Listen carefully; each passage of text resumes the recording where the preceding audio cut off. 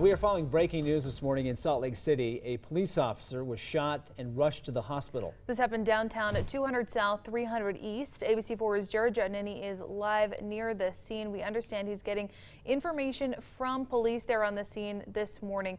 Again, we don't have a lot of information. We do know that an officer was taken to the hospital with an injury from a gunshot. Scene, we didn't quite know what we were dealing with. We had a 911 call and some other communication from an individual that was experiencing some kind of distress, and our officers arrived on scene, and as they located the apartment, they were outside the apartment, and there was an exchange of gunfire at that time between our officers and a possible suspect, and our officers then had to make entry into that building. The suspect had fled the scene.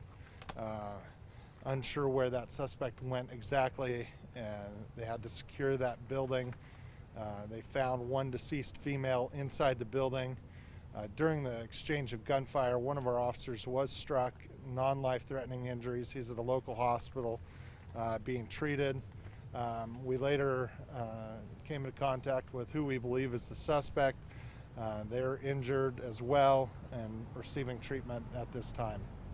Was that the incident, Greg, a couple blocks east of here where there was a man down that I saw this morning? It sounds like that's where the suspect ended up, was east of this location. So initially they thought he might have been still contained inside the building, but they did locate him off premise. What happened inside the building? Was the female victim shot? What happened there? Don't know. That's going to be part of that investigation.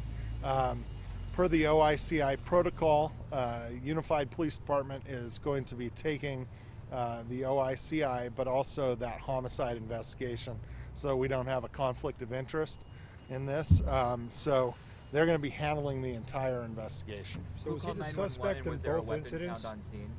Okay, one at a time.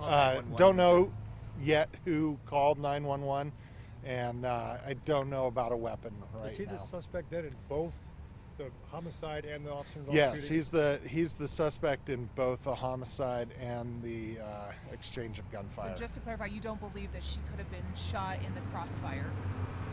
No, I don't believe so at this time.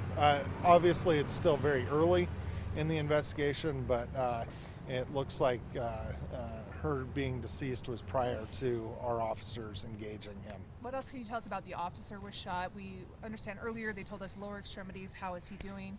Yeah, it's non-life-threatening injury on him. It is in the lower extremity, and expected to make a recovery. Veteran with the department? You know, I actually don't know how long he's been on the department. We have quite a few new officers that are out right now. So I actually have no idea on that. In terms of the suspect, we were told earlier he was shot in the face. Can you confirm that? Can't confirm that. I don't know what the extent of his injuries are at this time, and I will maybe have that update later. The chief is going to want to talk on this, so we expect to do an update later this morning, where the chief will be available. So it's still early. Does this appear to all have begun with a domestic violence type situation, potentially? Some kind of incident involving a male and a female, the male suspect and the deceased female. Not sure what their relationship is at this time. That'll be part of that investigation. But she was found dead inside on scene?